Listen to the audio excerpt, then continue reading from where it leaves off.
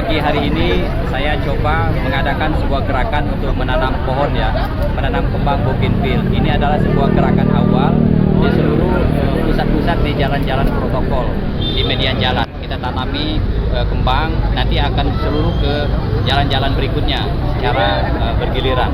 Tetapi kita ingin wajah kota biar tampak indah, bagus, rapi. Maka dari itu seluruh ASN dan BNSD kita buat gerakan awal untuk menanam kembang di median jalan yang ada. Saya kira ini ada sebuah gerakan awal.